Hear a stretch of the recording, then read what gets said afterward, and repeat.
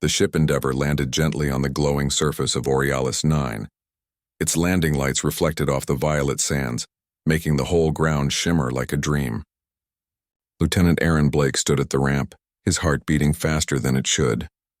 He had seen many strange worlds before, but nothing like this one. The air itself seemed alive. It carried a soft humming like the planet was singing quietly to itself. Tall crystal trees grew everywhere, glowing with blue light, and the twin suns painted the sky gold and silver. Aaron was part of the first contact team, a mission of peace and learning. Humanity had been searching for new civilizations for decades, and finally, they had found one. He was supposed to act calm, professional, diplomatic, but inside he was nervous. What if they didn't understand? What if this went wrong, like all those stories from history when humans met something new and ruined it? He took a deep breath as the airlock opened. A soft wind blew across the ramp, carrying a strange scent, sweet and clean like fresh rain mixed with starlight. And then, from the mist ahead, a figure appeared. At first, Aaron thought it was a trick of the light. The figure moved gracefully, her steps making the sand shimmer. Then he saw her clearly, tall, elegant, and unlike anything he had ever imagined. Her skin shone faintly like silver under the suns. Her eyes were large and bright, a soft shade of blue that seemed to hold entire galaxies within them. Her hair was like threads of white light, flowing gently behind her even when there was no breeze. The translator on Aaron's suit blinked to life.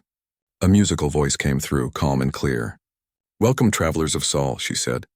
"I am Lyra of the Oriolans. You have come a long way." Aaron blinked, struggling to find words.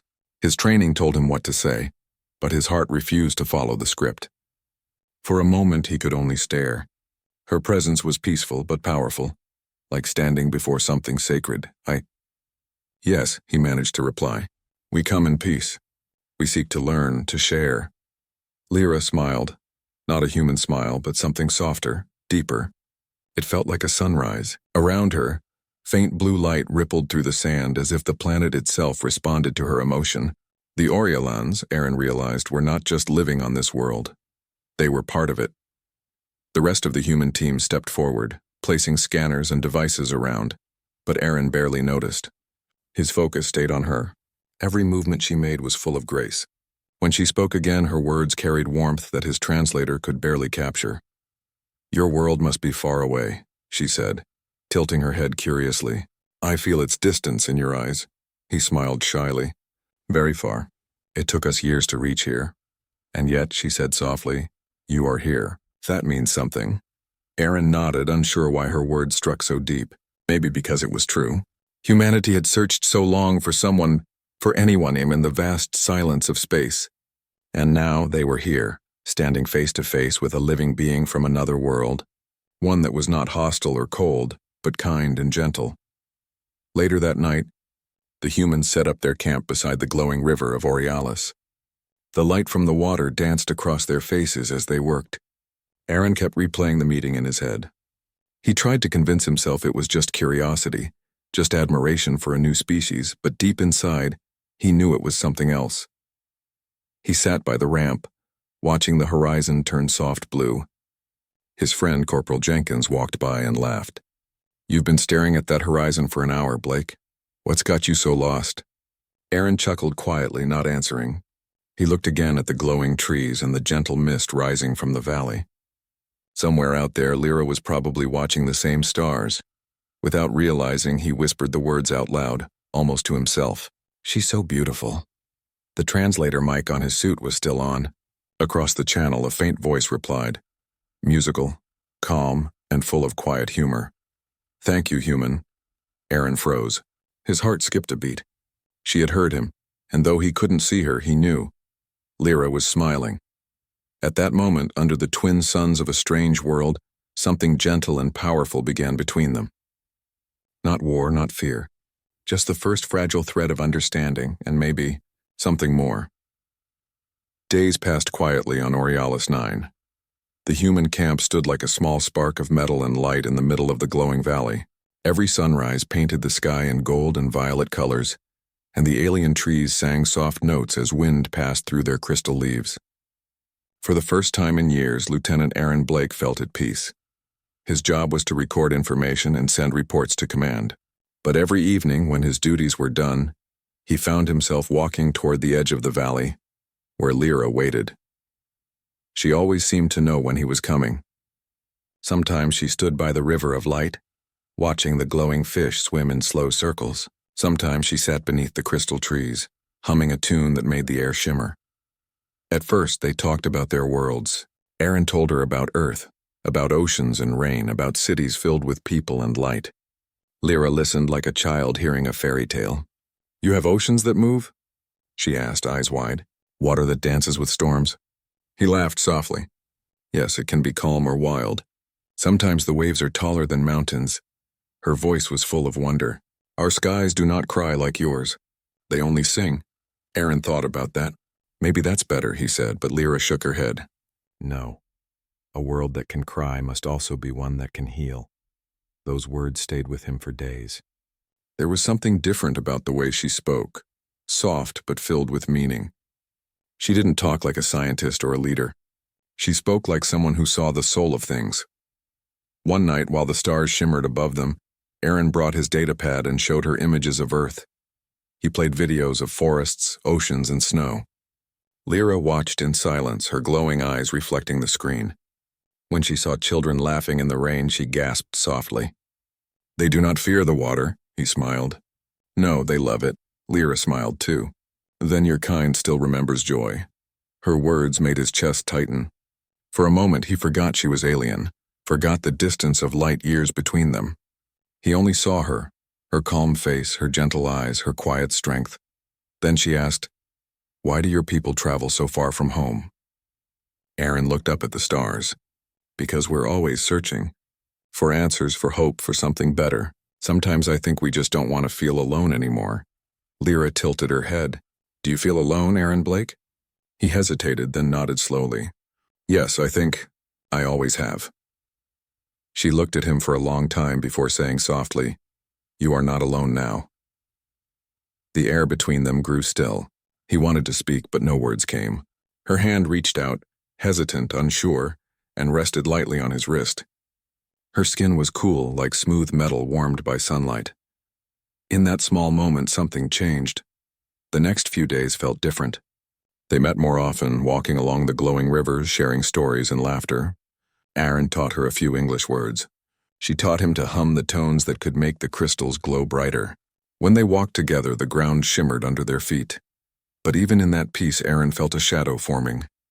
He noticed more human soldiers arriving at camp. He overheard whispers about mineral scans, about valuable deposits under the alien mountains. The scientists were excited, but the feeling in his stomach turned cold. He knew what that meant. Humanity's hunger for more never slept. That evening he didn't smile as he walked toward the valley. Lyra noticed immediately. "Something troubles you," she said. He nodded. "Some of my people. They're looking at your world like it's a resource, not a home." Lyra's light dimmed slightly. "Your kind has done this before?" "Yes," he said quietly. "Too many times." She was silent for a moment. Then she said softly, "And you? Are you like them?" Her question hurt more than he expected. He looked into her glowing eyes and shook his head. "No, I don't want to take anything from you. I just want to understand you." Her gaze softened again. "Then maybe you will." They stood together as the twin suns set behind the mountains, painting the world in shades of pink and gold. The air hummed gently around them. Aaron felt the weight of his people's mistakes pressing on him. But beside her, that weight felt a little lighter. He didn't know what was coming. But he knew one thing for sure. He would protect this peace and her, with everything he had. Because somewhere in the quiet between two worlds, he had found something worth fighting for. The peace between humans and Oriolans began to tremble like a glass under strain. At first, no one noticed. The camp still glowed softly at night. The river still sang its silver song, and Lyra still met Aaron by the edge of the valley. But under the calm surface, a storm was growing. Aaron started seeing faces he didn't recognize, men in dark uniforms, walking around with heavy scanners and weapons. They weren't explorers or scientists. They were soldiers. He could feel their eyes on him, their quiet suspicion when he spent too much time away from camp. One morning, Captain Reeves called him to the command tent. "Lieutenant Blake," the captain said firmly, "I've read your reports. You're spending a lot of time with the alien representative. That's fine for diplomacy, but don't forget why we're here." Aaron frowned. "We're here for peaceful contact, sir." Reeves leaned forward. "Peaceful, yes. But we also have to secure resources. The crystals on this planet could power Earth for centuries. Command wants samples. You'll help us get them." Aaron's heart sank. "Sir, those crystals aren't just rocks. They're part of this world, part of them. The Oriolans live in harmony with them. Mining them would be like tearing out the heart of the planet." Reeves's voice turned cold. "That's not your decision, Lieutenant. You have your orders." Aaron left the tent with a tight chest and trembling hands.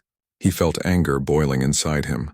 Anger at the greed that never seemed to die in humanity's heart. That night, he went to see Lyra. The glowing valley was quiet, the light softer than usual. She was waiting near the water, her reflection shimmering in the river of light. When she saw his face, her calm expression faded. "You have news," she said quietly. Aaron nodded. "Our command wants to take your crystals. They think they can use them for power." Her eyes glowed brighter for a moment, then dimmed with sorrow. "We feared this." He stepped closer. "Lyra, I swear I'll stop them. I'll talk to my captain, to the council. I won't let this turn into something ugly." She looked at him with gentle sadness. "You cannot stop an entire people, Aaron Blake. The hunger of your kind is older than your stars." He clenched his fists. "I'll try anyway." Lyra turned her gaze to the river. "The crystals are not just our energy. They hold memories, the songs of our ancestors. When they glow, they remember. If your people harm them, they will destroy the balance of this world." Her voice trembled slightly, and Aaron realized she was afraid. He had never seen her afraid before. That sight broke something inside him. He reached out and touched her hand. "Lyra, listen to me. I came here to learn, not to take. I came here because I believed we could be better than this. And I still believe it." She looked up, meeting his eyes. For a long moment they said nothing. Only the hum of the crystals filled the silence. Then she whispered, "Your heart speaks truth, but your people's hearts speak louder." Aaron took a deep breath. "Then let me make them listen." The next day he confronted his captain again. "Sir, if we mine that site, we'll start a war. These people aren't hostile, but they'll defend their world." Captain Reeves crossed his arms. "We'll handle that when it comes." "You forget, Blake. We have the technology." "They don't." Aaron stared at him in disbelief. "You think power makes us right?" Reeves didn't answer. That was enough. That night, Aaron recorded a private message and a warning to Earth Command, describing the danger of mining, the spiritual bond between the Oriolans and their world. He sent it secretly through the comms system, hoping someone would listen before it was too late. Then he went back to the valley one last time. Lyra was waiting, her silver hair shining in the moonlight. She already knew. "They have begun drilling," she said softly. "The council feels it. The pain of the ground." Aaron's voice broke. "Lyra, I'm sorry. I tried." She walked closer, her expression full of sorrow but also strength. "You tried because you care. That makes you different." He shook his head. "It's not enough." She touched his face lightly, her fingers cool against his skin. "It is more than most." Then, looking into his eyes, she said something that made his chest ache. "If the stars ever judge your kind, may they see you first, Aaron Blake." He couldn't answer. He just stood there, feeling the weight of her words, the sadness of what was coming. The peace they had built, fragile and beautiful, was about to break. And deep inside, Aaron knew the next sunrise on Oriolis 9 would not bring light. It would bring fire. The morning sky of Oriolis 9 was painted with gold and violet light, but that day it carried no peace. It carried smoke. It carried thunder. Aaron Blake woke to the sound of alarms echoing through the camp. Soldiers ran between tents shouting orders. The ground trembled beneath his boots as he rushed outside. In the distance, a blinding flash lit the horizon. The mining site. The one he had begged them not to touch. The humans had started drilling at dawn. The Oriolans had seen it, and they had fought back. Aaron sprinted toward the command tent. Captain Reeves was shouting into a comms unit, his face hard and cold. "Return fire if necessary. Keep them away from the dig site." Aaron's voice broke through the chaos. "Sir, stop this. You're starting a war." Reeves didn't even look at him. "The council attacked first. They destroyed our drones. They warned us, Aaron yelled. We violated sacred ground. You knew this would happen. But the captain didn't listen. Orders had already been sent. In the distance, human weapons flashed again. Aaron felt something inside him snap. He grabbed his rifle, not to fight but to run. He ran toward the valley, toward the glowing river where Lyra would be. Dust and smoke filled the air, and the ground pulsed under his feet like a heartbeat gone wild. When he reached the valley, his heart stopped. The river of light had turned dim, its glow flickering weakly. The trees around it were breaking apart, their crystal leaves falling and shattering like glass. The Oriolans were gathered near the temple, their bodies glowing fiercely as they tried to protect the land. And in the center stood Lyra, her silver hair whipping through the wind, her eyes burning with pain. Lyra, Aaron shouted, running toward her. She turned sharply, her face full of disbelief and sorrow. You lied to us, she said, her voice trembling. No, he cried, shaking his head. I didn't know they would. Her voice cut through his words. You said your people came in peace. But look around you, Aaron. Your peace burns the sky. Aaron looked at the destruction. The sacred crystals cracked in bleeding light, the air filled with ash. His throat tightened. I swear I tried to stop them. I tried. Lyra's glow dimmed as tears formed in her shining eyes. Why do your kind always destroy what they touch? He dropped to his knees. Because we don't know how to stop. Until it's too late. His voice cracked. But please don't give up on me.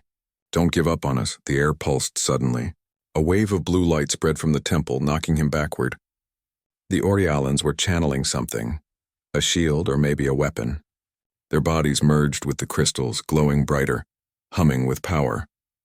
Aaron struggled to his feet, shielding his eyes. What are they doing? Lyra looked toward her people, her expression filled with pain. They are calling the heart of Orialis. If the humans do not leave, the planet will defend itself. What does that mean? Her answer was soft but final. It means your people will not survive. Aaron's mind raced. He grabbed his comms device and shouted into it. Captain Reeves, call off the attack. You're waking something up, static. Then Reeves's voice. Too late, Blake. The Oriolans have declared war. Aaron's hands shook. He looked at Lyra, desperate. There has to be another way. Please, Lyra, I can't lose you. For a moment, her eyes softened again.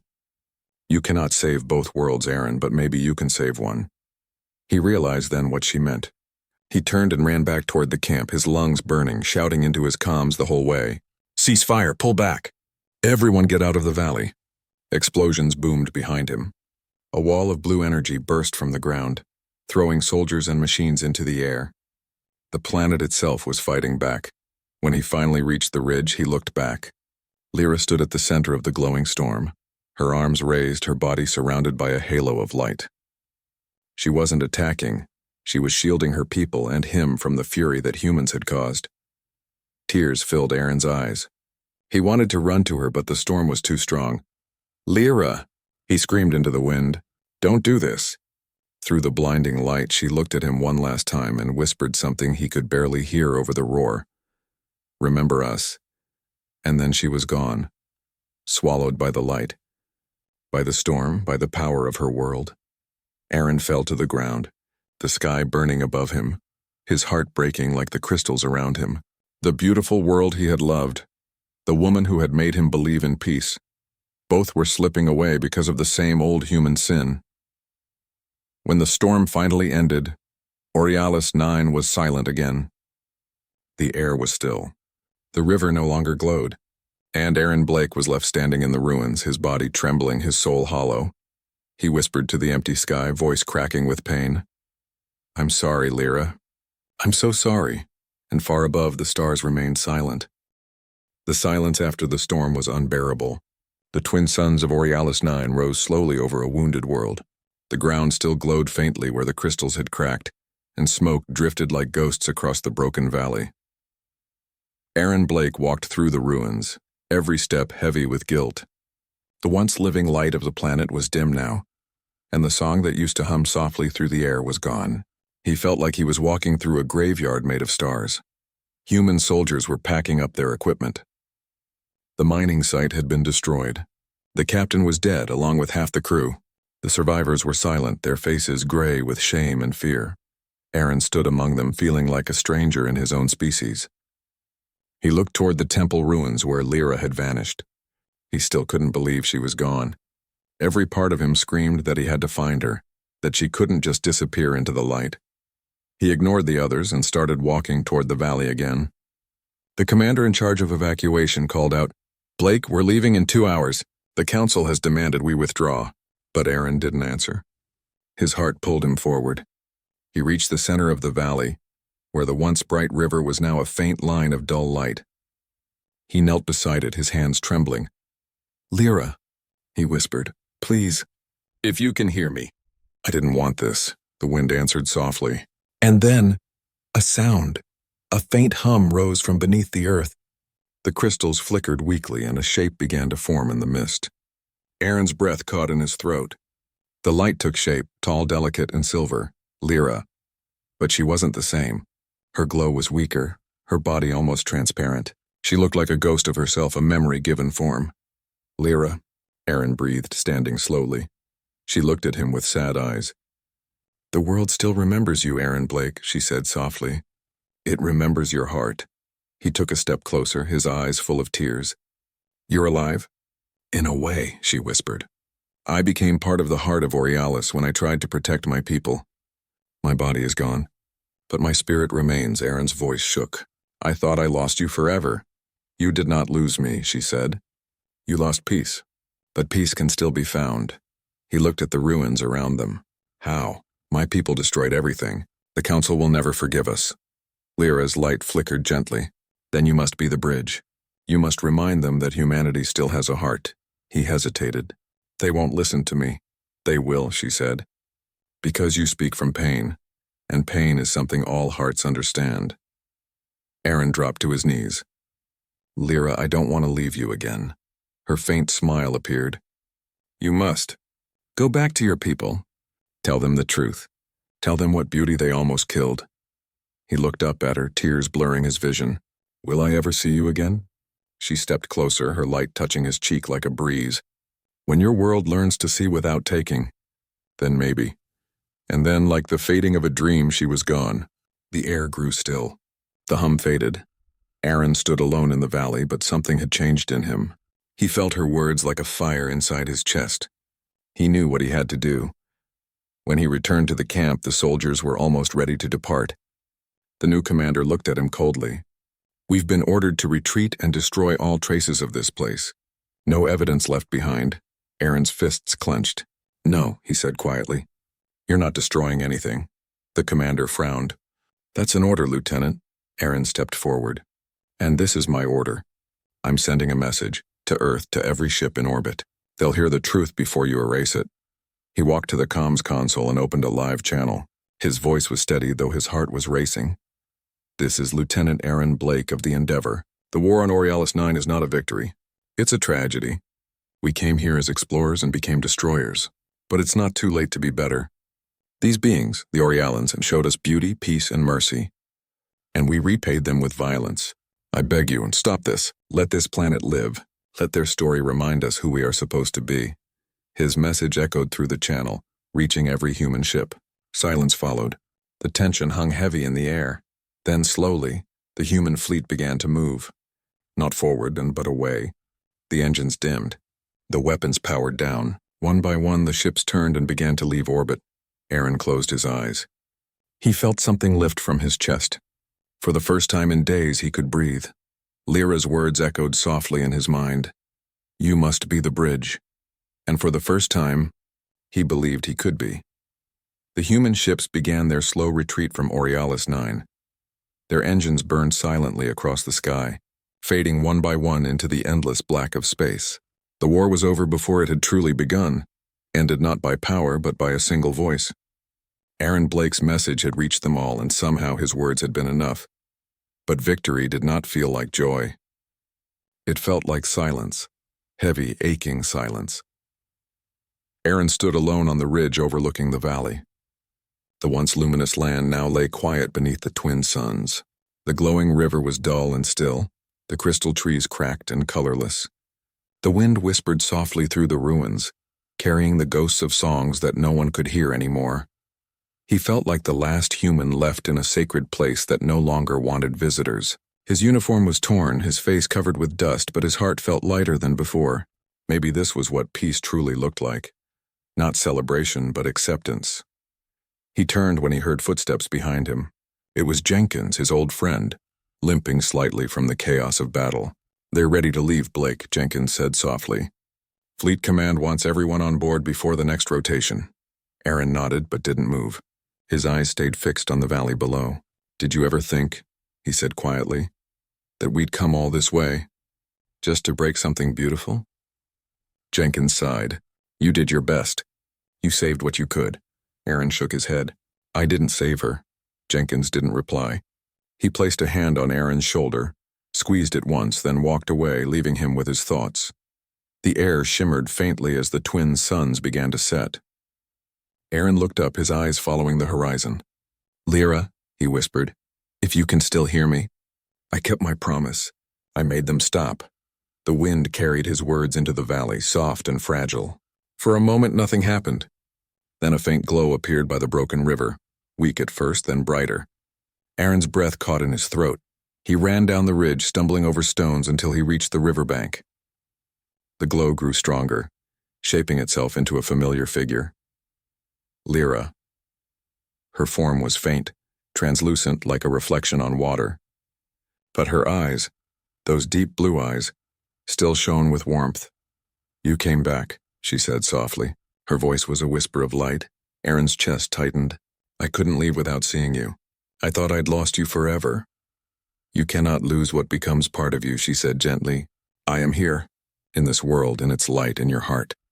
He took a shaky breath, his voice trembling. "I don't deserve your kindness after what we did." Her expression softened.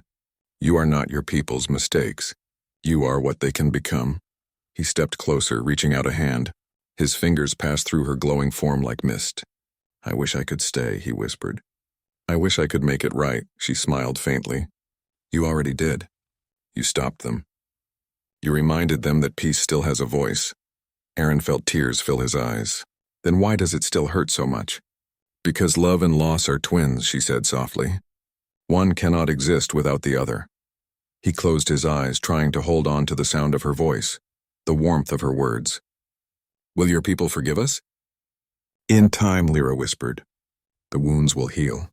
The song will return. Even light that fades finds its way back to the sky." They stood there in silence. Two souls from different worlds. One of flesh, one of light, bound by something that neither war nor death could break. Finally, she looked toward the horizon, where the human ship shimmered faintly in the distance. "You must go now," she said. "Your kind still needs you." He shook his head slowly. "What if I don't want to leave?" Her gentle smile deepened, a light tear shining on her luminous cheek. "Then carry me with you. Every time you look at the stars, remember that one of them is singing your name." Aaron couldn't speak. He only nodded, his vision blurred with tears. The glow around her began to fade piece by piece until only her eyes remained. Bright, endless, full of peace. "Goodbye, Aaron Blake," she whispered. "You are the bridge." And with that, she vanished, her light scattering into the air, merging once again with her world. Aaron stood there long after she was gone, listening to the quiet wind. The stars began to rise, and for a moment he thought he could hear her song again, faint but real. When he finally turned toward the ship, his steps were slow, steady. He didn't feel broken anymore. He had come to an alien world as a soldier, but he was leaving as something else and a messenger of peace, carrying her light back to the stars. As he reached the ramp and looked back one last time, he whispered with a trembling smile, "She's so beautiful." And though the valley lay silent, he knew somewhere, somehow. Lyra smiled again. Years passed quietly after the events on Oriolis 9. The war that almost began became a lesson whispered in every academy, a memory humanity carried like a scar and a prayer. No one had returned to that world again. It was declared a sanctuary, untouched and free. Lieutenant Aaron Blake was no longer a soldier. The uniform he once wore now rested inside a glass box in his small home on Luna Station, His hair had turned gray, and his hands, once steady with a rifle, now trembled slightly when he held a cup of tea. But his eyes, those steady blue eyes, still carried the same quiet fire. The same light that Lyra had once seen in him. Every evening he sat by the window of his quarters looking at the stars. The view from Luna was beautiful, oceans of black and silver, stars burning like promises. And every night one star glowed brighter than the rest, tinted faintly blue. That was her star, Borealis 9. Sometimes he would whisper to it, just like he had on that valley long ago. "She's so beautiful," he would say softly. And in the silence that followed, he could almost hear her voice, gentle, like a song carried by the wind. Humanity changed after that day. The story of the alien woman who forgave a soldier spread across colonies and planets.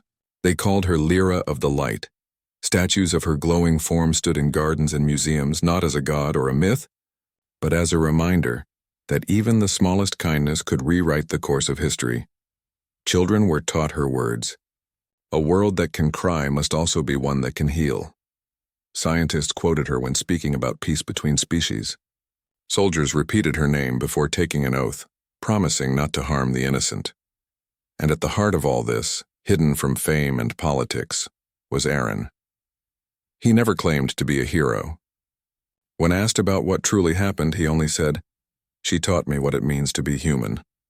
One evening, many years later, Aaron received a visitor, a young officer in a clean white uniform.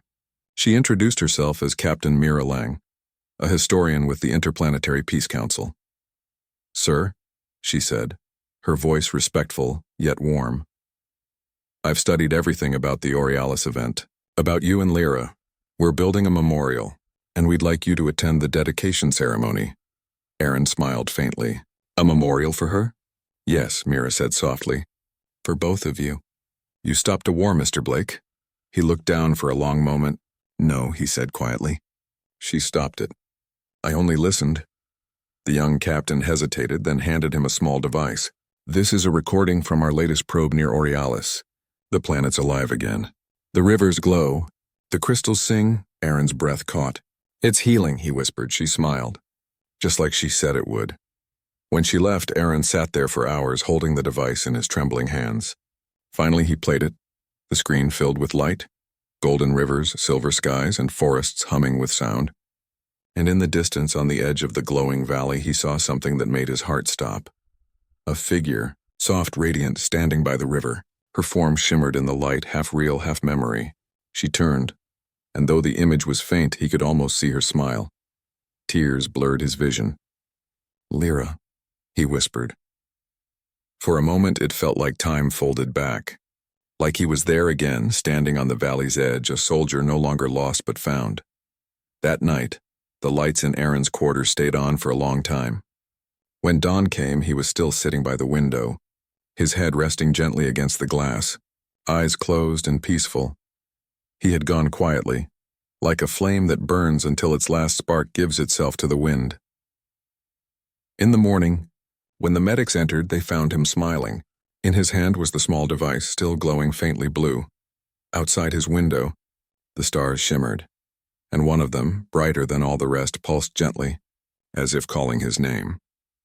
Years later, at the Grand Memorial on Earth, people gathered beneath a towering sculpture. It showed a human and an alien woman standing side by side, their hands almost touching, light flowing between them. At the base, a simple inscription read, "She's so beautiful," he whispered. "And so are you," she replied. No one who stood before that statue ever left unchanged. Some said the air around it felt warmer, softer, like it remembered.